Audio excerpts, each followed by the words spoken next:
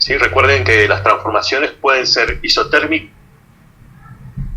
que es la que acabamos de ver, a temperatura constante. Buenas tardes. La segunda es isobárica, que es la que estamos viendo ahora, que sería a presión constante. ¿Sí? Esto, entonces, es un proceso donde mantenemos la presión constante y lo que cambia es el volumen, perdón, y lo que cambia vendría a ser el volumen y la temperatura, ¿no? Este gráfico, miren, acá hay que cambiar, esto tenía un error, ¿se acuerdan? Y perdón, al hacer una presión constante, se mantiene a lo largo de una línea, ¿sí? Yo puedo variar el volumen y puedo variar la temperatura. ¿Cuál sería un caso como ese, donde yo tenga un sistema en el cual el volumen de un gas va aumentando, pero yo mantengo la presión constante y por supuesto va a ir aumentando la temperatura? ¿Qué les parece a ustedes? Cuando se hierve agua, ¿puede ser o no? Sí, puede ser cuando se hierve agua, el vapor de agua que sale, ¿sí?, tiende a ocupar el volumen que existe alrededor y siempre lo va a hacer a la misma presión atmosférica.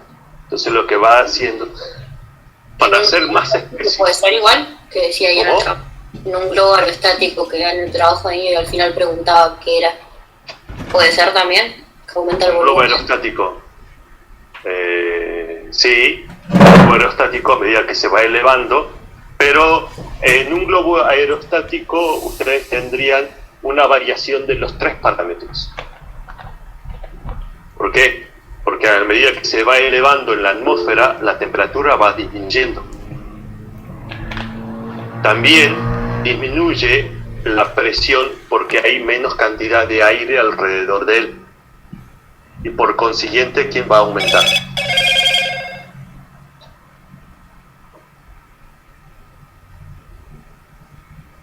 ¿La presión, profe? Si disminuye la presión, ¿quién aumenta? El volumen. El volumen. ¿Sí? Porque yo tengo menos fuerza, o sea, estoy ejerciendo una menor presión alrededor para mantenerlo en ese lugar. Entonces, en ese caso del globo aerostático, sería una variación de los 3 parámetros. Vuelvo a repetir, ¿por qué una variación de los 3 parámetros? A medida que va aumentando la altura, la temperatura va disminuyendo. Como hay una menor cantidad de aire a medida que se va aumentando esa altura, la presión también disminuye. Como disminuye la presión, el volumen también cambia. Entonces ahí tendrían una variación de los 3 parámetros, de presión, volumen y temperatura. Hay un método, un método de cálculo, es eso, para determinar hasta la altura a la cual se encontraría el globo, en función de cómo cambió el volumen al afectarle una menor presión. Buenas noches, profe. Buenas noches, ¿qué tal? ¿Cómo está? Bien, profe. Por ahora, ¿Cuánto tiempo? Yo bien, ahora mejor que antes.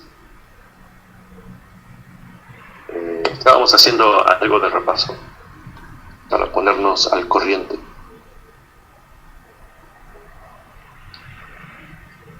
¿Está bien hasta ahí? ¿Se entiende eso? Sí, profe. Sí, profe. Sí, bien. Entonces, bueno, tenemos algunos ejercicios de ejemplo y la siguiente era a volumen constante, que estaba llamado como un proceso isocórico o isométrico también, se lo conoce así como isométrico o isocórico, que es a volumen constante. Entonces, manteniendo un volumen constante, al aumentar la temperatura, va a ir aumentando la presión. ¿Dónde podrían ver un ejemplo de eso en el taller de la escuela?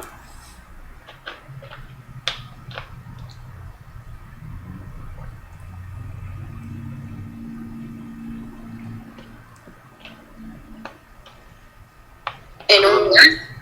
¿En dónde? ¿En un gas? O sea, a algo que sea una sustancia gaseosa. Claro. El Buenas electrón tardes. puede ser con el ácido. Ese que nos hacen trabajar, pero... No. ¿Cómo? Las calderas. Las calderas.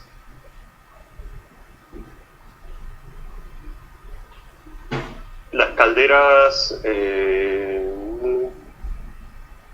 ¿Cómo funcionaría ahí en ese caso la caldera?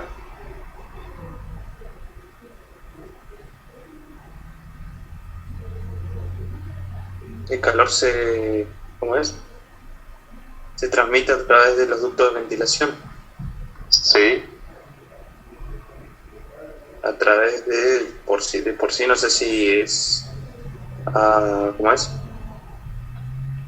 Por un gas, por el gas constante que puede estar saliendo y está encendido, o no sé cómo puede llegar a funcionar la caldera del taller. Bien. Algo más simple y que está fijo en el taller es el compresor. No sé qué es eso, profe. ¿Saben lo que es un compresor? Entonces veamos ¿Compresor de la aire rueda o del auto. ¿Compresor de aire o compresor de otra cosa? No, el compresor de aire. Ah, está bien. El compresor de aire. Ah, nunca lo usamos igual. ¿Nunca lo usaron? No. Ah, pero lo Sí, vieron. sí lo usamos. Yo lo usé, pero no en la escuela, digo. Claro, Claro. yo tampoco en el taller. Bueno, por ejemplo, es un cilindro que vendría a ser el depósito de aire, donde hay una serie de mecanismos que comprime el aire y lo manda al interior de ese cilindro, que es el depósito de aire. Dicho de otra forma, podría ser también un aerosol. Un aerosol de un desodorante, ¿sí? Donde en el interior ustedes tienen un gas a determinada presión.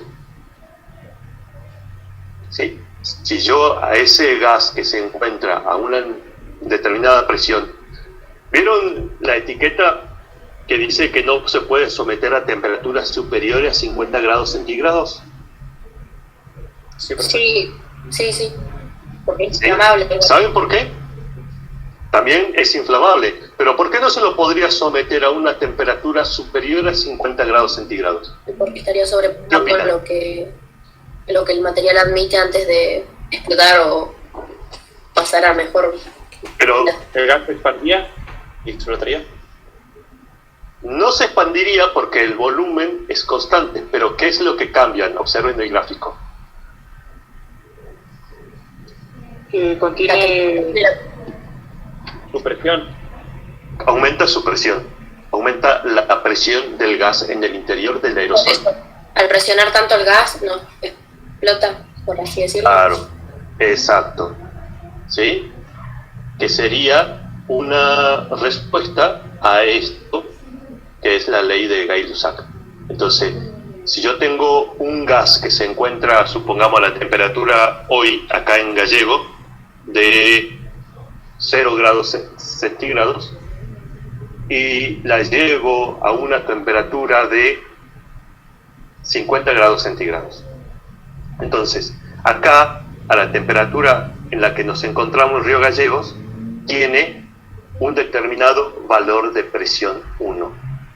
Si yo a ese aerosol lo caliento hasta alcanzar una temperatura de 50 grados centígrados, lo que hice fue aumentar la presión. ¿El volumen cambia o no? No, No, porque no cambia. cambia. No va a cambiar. Exacto. Ahora vuelvo, le muestro algo.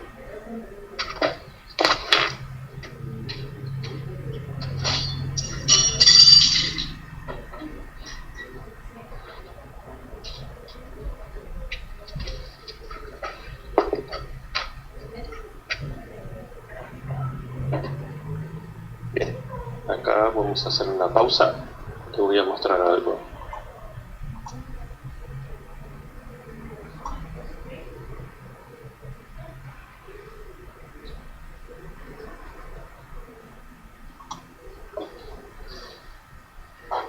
tal? Buenas noches. ¿Saben lo que es esto? Es lo que Sí, profe. para rellenar las ruedas o las llantas cuando se pinchan. Exacto. Esto es una un espuma que sella al entrar en contacto- Sí, al entrar en contacto con el aire, por sí se hincha. Exacto. Bien. Esto es un sella e infla para la rueda de los autos, de la bicicleta también. Entonces, lo que en las instrucciones, si ustedes leen las instrucciones, bueno, vamos a ir desde el principio. Entonces, como le decía, este aerosol, bien, tiene un volumen. Entonces, no importa si yo lo caliento a esto o lo enfrío, su volumen no va a cambiar, que es lo que decía la ley recién. Bien, entonces, o sea, no va a cambiar, supongamos que no cambie el volumen. Bien, ¿hasta ahí? ¿Está bien? Sí. Entonces, a medida que se va calentando, la presión interna va a ir aumentando. Entonces va a llegar un valor donde la presión interna empuja tanto que vence, como decían ahí usted, las paredes del recipiente y termina explotando. Perfecto. Ahora, este aerosol, cuando ustedes compren y lean las instrucciones de cómo se usa, dice que en caso de que haga mucho frío en el ambiente, esto se debe calentar un poquito con la calefacción del auto.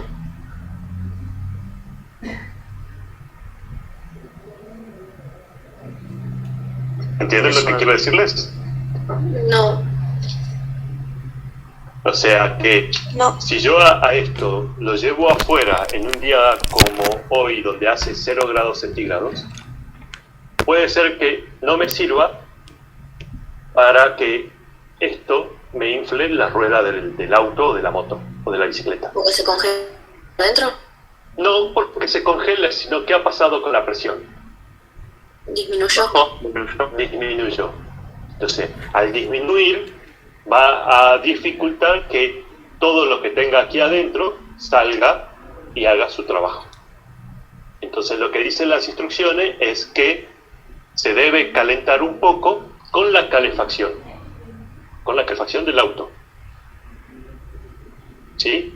Entonces, ahí todavía estamos cumpliendo con esa regla que dice de no someter a temperaturas superiores a 50 grados centígrados.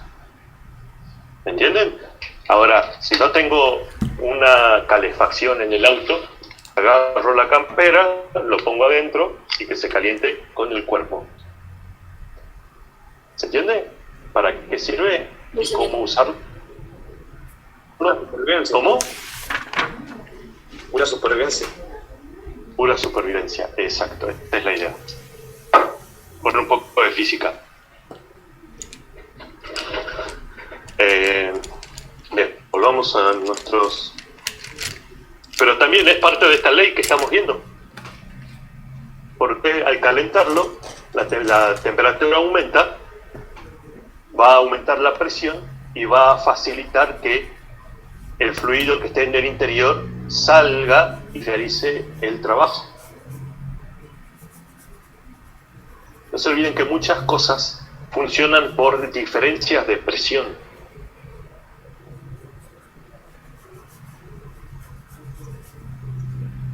Bien.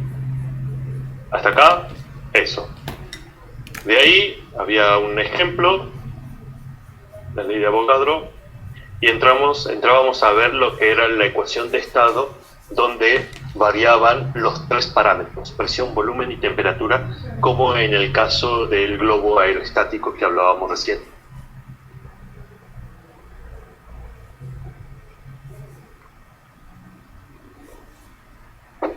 ¿Sí? El estado 1 sería el globo acá sobre la superficie de la Tierra, y el estado 2 sería cuando el globo se eleva. Ahora, ¿por qué se eleva el globo? Por el calor. No. No se eleva por el calor. Porque la presión aumenta. Por la Tampoco. presión. ¿Por qué? No, nada, profe.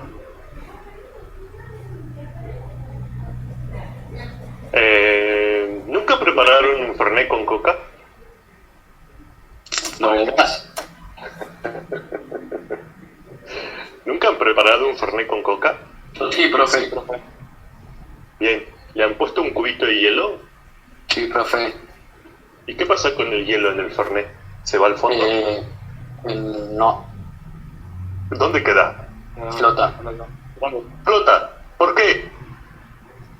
Por la densidad. Por la densidad.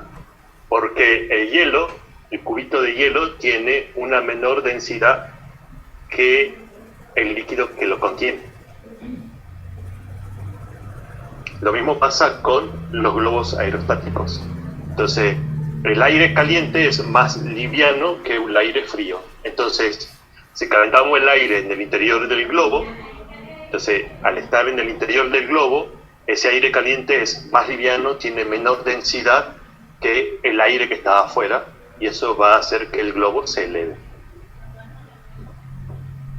Lo mismo pasa con los cuerpos en cualquier otro fluido. Un fluido de menor densidad va a flotar sobre un fluido de mayor densidad, como sucede con el agua y el aceite.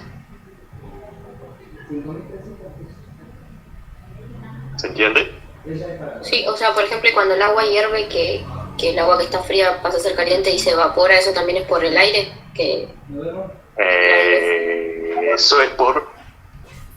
Si ustedes se fijan, claro, si ustedes se fijan, cuando pongan, agarren en su casa, pongan una olla de agua a calentar, ¿sí? Y ustedes miren adentro, por supuesto lejos como para no quemarse, y van a ver que en el agua, en la superficie del agua, empieza a haber como movimiento de agua. A medida que el agua es calentada, el agua que está en contacto en la base de la olla es la que más se calienta, es la que se eleva y se produce como unos movimientos de agua. Todo eso es antes de que comience a hervir el agua. Entonces ese movimiento que se produce es porque el agua que está en la base, al estar caliente, tiene una menor densidad que el resto de la masa de agua alrededor. Entonces eso tiende a irse hacia arriba. Hagan la prueba, fíjense.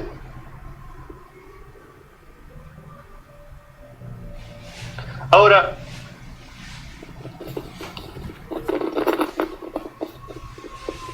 si el hielo es agua sólida, en estado sólido, y el agua está en estado líquido, ¿por qué el hielo, cuando lo tiro sobre el agua, flota? Por su temperatura. No. el hielo en estado... La densidad, profe. Pero el hielo está más frío. ¿Por qué queda arriba? Sí, el hielo Por las tiene menor propiedades que densidad. cambian. El hielo, como usted decía, Suárez, tiene menor densidad que el resto del agua. ¿Pero por qué tiene menor densidad? ¿No dijimos que cuando se calienta tiene menor densidad? Por estar en un estado sólido. Pero el sólido, los sólidos tienen más densidad que los líquidos. Y ahí está la cuestión. Gran pregunta de la vida. Por el estado de la materia, profe.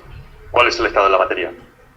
Y que uno está en sólido y el otro está en líquido. Y al estar en sólido... Ah, no, porque ahí vuelve a decir lo que había dicho. Exacto. Buena pregunta, ¿no? Bien, el agua es el único material que se comporta de esa forma. Que en estado líquido, a medida que se va calentando, tiene menor densidad. ¿Sí? Cuando pasa al estado gaseoso también se sigue calentando y su densidad va a ir disminuyendo. Pero cuando se solidifica, a medida que va disminuyendo esa temperatura, la densidad del agua va aumentando hasta un determinado valor de temperatura. ese valor de temperatura, donde hay un cambio en el comportamiento del agua, es a 4 grados centígrados. ¿Sí? Entonces, para el agua, cuando está a temperaturas mayores de 4 grados centígrados, se comporta como cualquier otro material. A medida que aumenta la temperatura, la densidad disminuye. ¿Se entiende? Sí, Sí, profe. profe. O sea, el agua es el único ¿Seguros? que con estado sólido es menos denso que el estado líquido. Claro, ¿por qué? Porque a menor temperatura o a temperaturas menores de 4 grados centígrados, el agua se comporta de forma diferente a otros materiales. A menor temperatura de 4 grados centígrados, la densidad va a ir disminuyendo a medida que la temperatura va disminuyendo. ¿Sí? Por eso es que ustedes pueden tener agua en estado sólido que flota sobre un líquido, como el agua líquida. ¿Se entiende? En otras palabras, ustedes agarran un cubito de hielo, lo ponen sobre un vaso de agua y flota. Profe, fuera del tema, ¿Sí? ¿esto no tiene una semejanza al mercurio y el hierro? ¿O el acero? El mercurio y el acero. ¿Por qué? Sí. Lo había visto hace mucho, disculpe, esto fuera del tema. Que en una tina de mercurio, si se coloca digamos, un yunque de acero o de hierro, prácticamente flota, ¿no? No sé, Sí. ¿Por qué? por su densidad. Por la No, densidad pero- del mercurio. Claro, el mercurio tiene mayor densidad que el acero. O sea que el agua no sería tampoco el único que puede llegar a ser lo mismo, aunque en esta ocasión serían No. dos metales distintos. No. El agua, a ver, cualquier material, con excepción del agua, cualquier material que ustedes tengan, a medida que aumenta la temperatura, su densidad disminuye. A medida que disminuye su temperatura, su densidad aumenta. Eso para el agua es válido hasta los 4 grados centígrados. Solo el agua. Entonces, ¿por qué el yunque de acero flota sobre una piscina o sobre una bañera de mercurio? Por las diferencias de densidades. El mercurio tiene una densidad de 14 kilogramos por litro. Y ahí, o sea, después entran siempre las confusiones. La densidad no es lo mismo que la masa, pero tiene algo que ver, ¿o no? Porque es... Claro, la densidad, no se olviden que es una relación entre la masa y el volumen. Está bien. ¿Vieron esa pregunta que dice ¿qué pesa más, un kilo de plomo o un kilo de pluma? Sí, Las dos pesan igual porque es lo mismo. Exacto, pero ¿cuál tiene más volumen? Y el kilo de plomo. El plomo. El kilo de pluma. ¿Cómo que tiene volumen la pluma, profe? Sí, porque la pluma tiene más cantidad. Claro, ustedes van a necesitar mucha cantidad de pluma para llegar a obtener un kilo de plumas. En cambio, yo pongo un pedacito así de plomo y ya tengo un Ya un kilo. kilo. Claro. No es lo mismo Entonces- el volumen que el peso. Exacto. El volumen es el espacio que ocupa. Volumen somos nosotros que no entendemos, profe.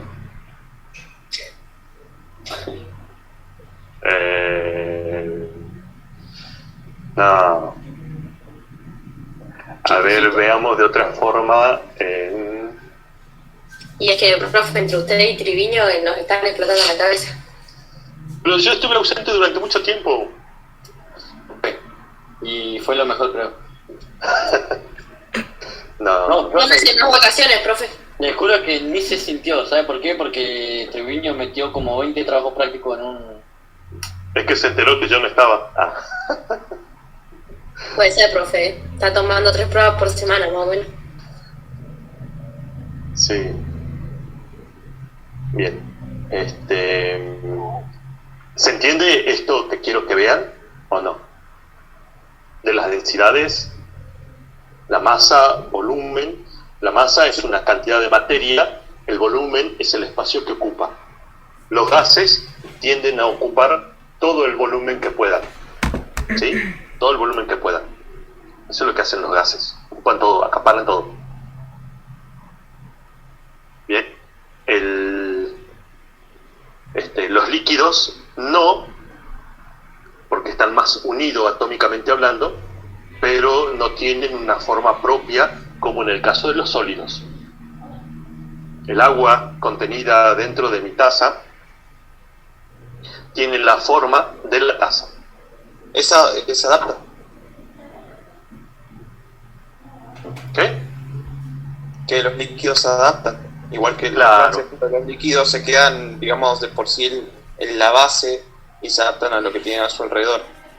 Pero los gases ahí no se irían porque no tienen nada que los... O sea, van a querer ocupar el volumen del espacio en sí. Bueno, Sí, pero veamos así de otra forma. El aerosol Claro, el gas, adentro en este es caso, una determinada presión. profe, en este caso el gas, ya que tiene algo que lo retiene, sí ocuparía todo el espacio del aerosol. En cambio, si nosotros colocamos un líquido, prácticamente llegaría hasta cierto volumen, porque de por sí en cada líquido llega a quedar, no sé, medio centímetro de aire. O queda Depende de qué tan obsesivos sean, ¿no? Claro. Porque si son tan obsesivos como yo, hasta el borde de la tapa de la botella y ahí recién lo enrosco, ¿no? ¿Entienden? Yo hago lo mismo con el café. Pero bueno. Sí, después no se puede caminar.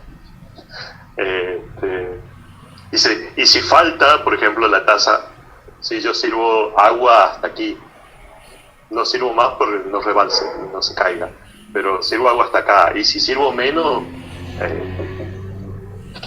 no puedo vivir. Por eso todo depende de qué tan obsesivos sean. No, pero eso que ustedes ven, por ejemplo, en las botellas de Coca-Cola, en la botella de vino, o en las botellas, los recipientes de aceites, como este, ¿sí? Voy a mostrar el otro, y de paso paso el chivo. ¿Ven? Un aceite, propaganda, profe. claro, el Ion Motos. Después me dan, pagan la publicidad. Pero a lo que voy es que este recipiente no está lleno hasta el borde, sino que está lleno hasta una marca en particular.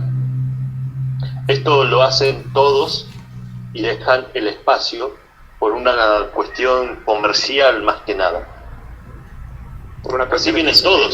De la empresa. Claro, sí. Y si uno paga el envase y no paga casi contenido, siempre es más envase que contenido. Pasa lo mismo con las Sí. papitas. Con las pepas también. O sí, con las pepas de estafan, si vienen 5 nomás, terrible paquete. Terrible paquete y vienen 5 pepas. Bueno, a otro aceite, este líquido de freno, también trae hasta un determinado valor, hasta una determinada altura. El resto no se llena, ¿sí? Es más que nada porque cuando ustedes lo abren, si bien está sellado, ¿sí? Tiene su sello, pero cuando ustedes lo abren, si estuviera hasta el borde, no podrían aplicarlo con comodidad.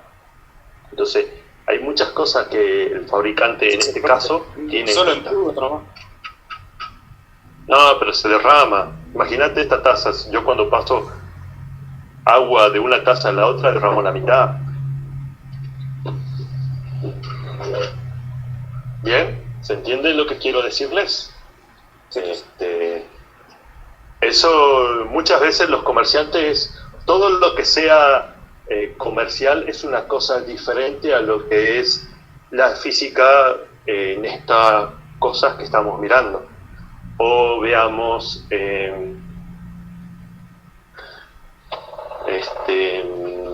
bueno, cuando vayan y vean un poco más adelante todo lo que hace a motores de auto, por ahí van a escuchar que hablan sobre un motor que trae un turbo, dos turbos, o dos turbos en paralelo, dos turbos en serie, ¿sí? Y esos dos turbos en serie o dos turbos en paralelo, el fabricante le da el nombre que le considere más bonito y más atractivo comercialmente hablando. Pero a la hora de ir a ver cómo funciona el motor, son dos cosas diferentes. ¿Entienden lo que quiero decirles? Sí, profe. Bien. Entonces, no sé si me entendieron de el por qué el hielo o el agua en estado sólido flota sobre el agua en estado líquido. Sí, por lo de las densidades, profe. ¿Qué pasa solo en el agua? Claro, no se olviden que todos los materiales, a medida que la densidad, a medida que el calor va disminuyendo, la densidad va disminuyendo. Pero el agua es un caso particular. Se comporta como todos hasta los 4 grados centígrados. Luego de 4 grados centígrados es único.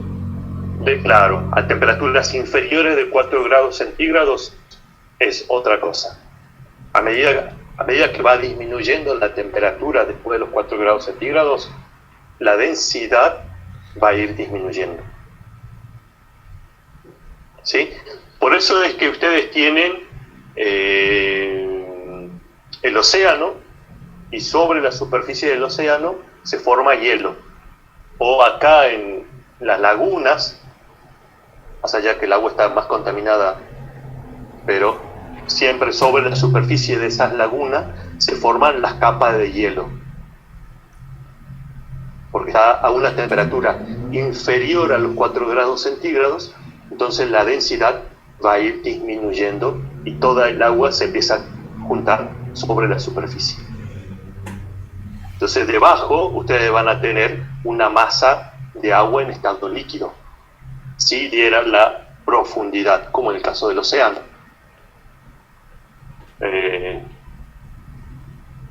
Acá en la Antártida, por ejemplo, se forma la capa de hielo sobre la superficie, debajo sigue habiendo agua en estado líquido y la vida se mueve en el agua en estado líquido.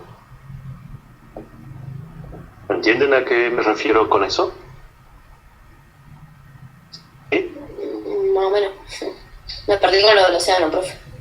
Claro, ustedes si van a la Antártida o ven algunas imágenes de la Antártida, van a ver que el agua, cuando se empieza a solidificar, cuando pasa del estado líquido al estado sólido, se junta toda sobre la superficie del agua. A ver.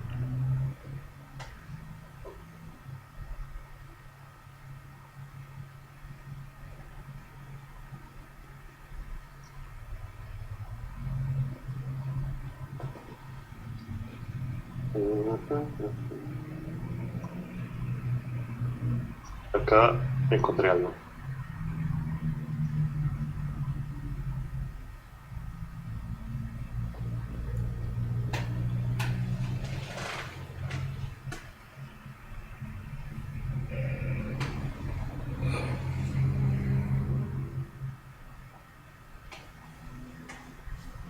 Bien.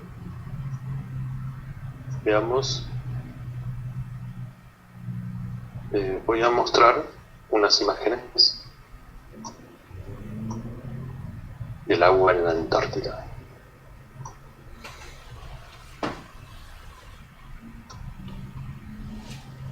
¿Ven? Acá tenemos la masa de hielo y acá parte del mar en estado sólido, que es esta zona que está acá. Esta sería la parte del mar, que acá está en estado sólido y aquí está en estado líquido. Entonces cuando se empieza a solidificar, todo el hielo se va juntando sobre la superficie del océano. Porque tiene... Claro, se junta capa tras capa. Claro, exacto. Capa tras capa, así se van formando, se van juntando. Los dos, profe. capa tras capa se van juntando ahí sobre la superficie. ¿Por qué? Porque al estar a una temperatura inferior a los 4 grados centígrados, su densidad disminuye y flota sobre el agua en estado líquido, como si fuera el hielo en el vaso del Fernet.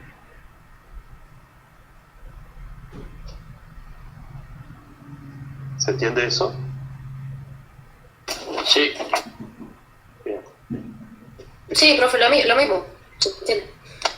Claro. A ver. Veamos para terminar esta parte. Y bien. Entonces quedamos en esto. Después de ver la ecuación de estado, como es el globo aerostático que hablaba usted, Suárez, entramos a ver lo que es la ecuación del gas ideal, donde hay una relación entre la presión-volumen, el número de mol, o sea, la cantidad de materia, una constante universal de los gases, y la temperatura. Todo eso para un determinado valor de condiciones en el que se encuentra el gas. ¿Cuáles eran las condiciones normales de presión y temperatura? 0 grados o 273 Kelvin y presión 1 atmósfera. ¿Y cuál es el volumen de un gas que está en condiciones normales de presión y temperatura? 22 litros. Bien, 22,4 litros, bien. Está bien. ¿Sí? Listo. Por ahora, esa parte finalizada.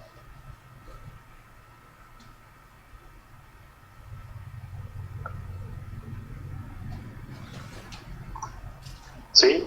El archivo que les pasé, perdón, el enlace que les pasé era sobre esto. Los ciclos termodinámicos que acabamos de ver, esos que son a presión constante, a un volumen constante, a temperatura constante, esos 3 ciclos. ¿Cuándo y cómo sería un trabajo? ¿Qué es el trabajo? Trabajo mecánico, ¿no? Y el trabajo de algo realizado en una cantidad de tiempo. Sí, pero no en un determinado tiempo. Porque ahí entraríamos a ver otro concepto. Si, por ejemplo, hablamos sobre trabajo mecánico, es el realizado por una fuerza al desplazar un cuerpo. Bien. Ahora, si yo voy... ¿Cómo? Por ejemplo, o sea, con la materia de Karina ella nos dijo que era el torque por la velocidad angular, el trabajo mecánico. Ah, no, eso era la potencia. No, está bien. Esa es la potencia mecánica. ¿Y qué es la velocidad angular? Y la velocidad del que hace el torque en el eje cuando completa las vueltas, las revoluciones por minuto. O sea que yo tendría más torque a 5.000 revoluciones por minuto que a 8.000 revoluciones por minuto. No, profe. Mientras más revoluciones por minuto tiene, más vueltas en el torque va a dar. Claro. Es la velocidad. Recuerden lo que acaban de decir, ¿no? Sí. Bien. Ya vamos a volver sobre eso.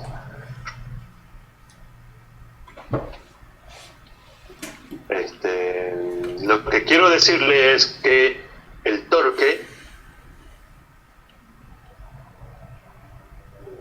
es una fuerza de rotación y la velocidad angular es un desplazamiento, un recorrido en ángulos en una cierta cantidad de tiempo.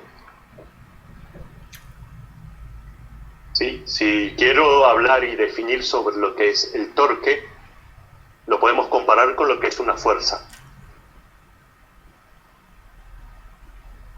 Por ejemplo, la fuerza está aplicada, ¿sí? La fuerza está aplicada sobre un punto. Y el torque es lo que se hace en un movimiento circular, en un desplazamiento a un determinado punto de distancia. ¿Sí? Entonces se describe una circunferencia. Eso es el torque. Es importante que lo entiendan antes de entrar a ver cómo es el torque en una máquina en funcionamiento. ¿Entienden a lo que me refiero? Sí, de eso nos explicó Karina y bueno, nos dio... Sí, se entiende. Bueno.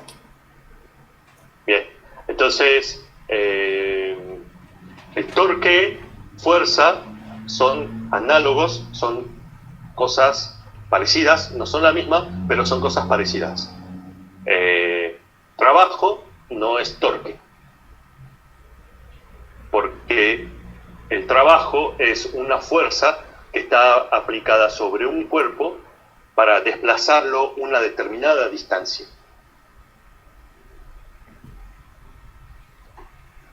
Y el torque se desplaza, o sea, en distancia, sino como es circular. El torque lo que produce es un efecto de rotación. Claro, me refiero a que no se desplaza, no se va a mover a otro lado, rota sobre el mismo eje. Exacto. Como cuando ustedes agarran una llave, ¿sí? Y quieren aflojar una tuerca, ustedes aplican una fuerza en el extremo de la llave, no sobre la tuerca.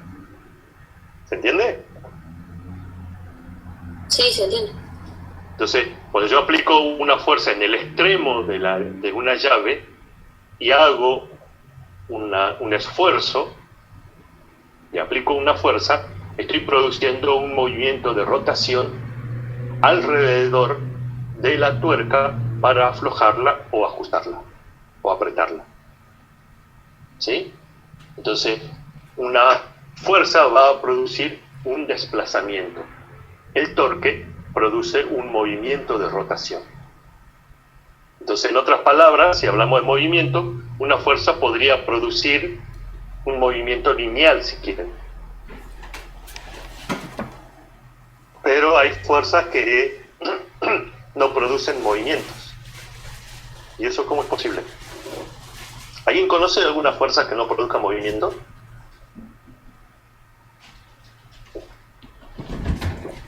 Yo creo que no. Falta de práctica. No. Se me hace, Ejercer sobre un objeto inamovible. se me hace pensar como empujar una pared, o sea, no se va a mover. Y estás ejerciendo una fuerza sobre la pared. Bien, eso está bien. Siempre que hay una fuerza, hay una reacción. Entonces, la pared no se mueve porque hay una reacción que produce la pared sobre la fuerza. Claro, por eso no lo puedo. Por eso no se mueve. Acá donde nosotros o cada uno de ustedes, donde están sentados o parados o acostados con el celular o con la computadora, sobre ustedes hay una fuerza actuando que lo mantiene sobre la superficie de la Tierra. ¿La gravedad? La fuerza de la gravedad. ¿Sí?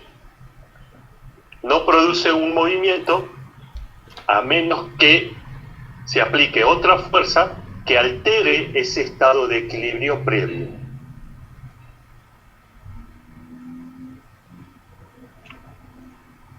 Por ejemplo, saltar.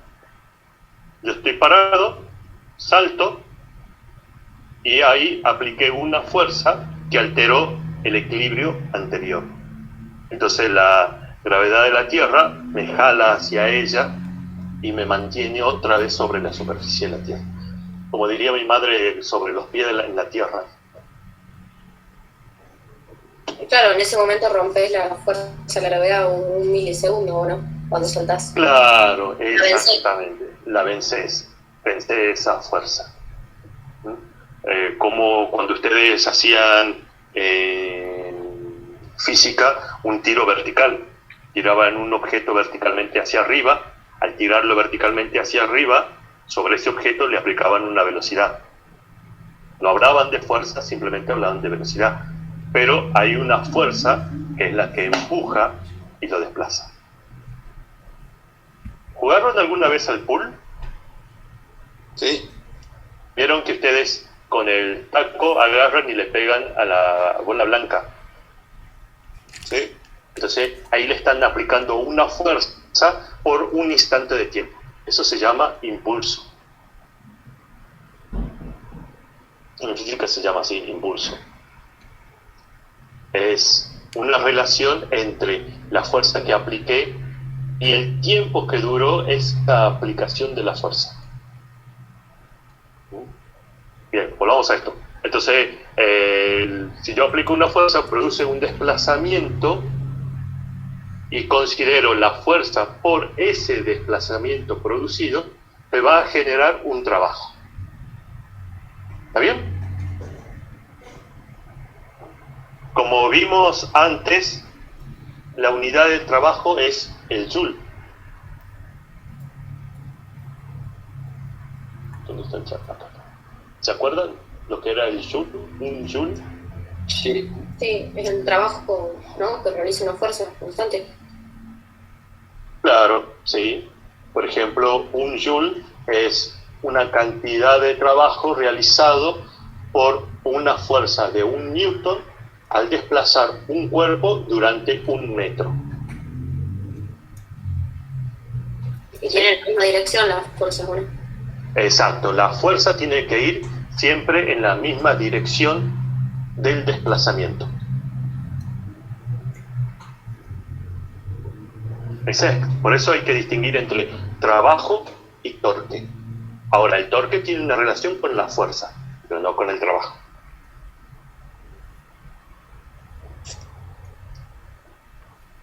¿Bien? ¿Alguna pregunta hasta acá? No, profe, por mi parte no. No, profe, ya no queremos ir. Bien, entonces sí, ya los dejo. Quería que hiciéramos un repaso y una introducción hasta este artículo de esta página web, que es Ciclos Termodinámicos. ¿Todos tienen el enlace para llegar hasta acá? Sí, profe, pero ahora sí lo tengo. Ahora lo vuelvo a Por las pasar dudas. la que no lo vieron. Ahí los mando en el chat de o en los mensajes de esta llamada. Está el enlace. Bueno, ahora sí, los dejo libre. Vale, profe. Hasta luego, cuídese. Chao, profe. Que tengan una excelente semana. Igual. Igualmente, profe. Nuevamente, profe. Sí.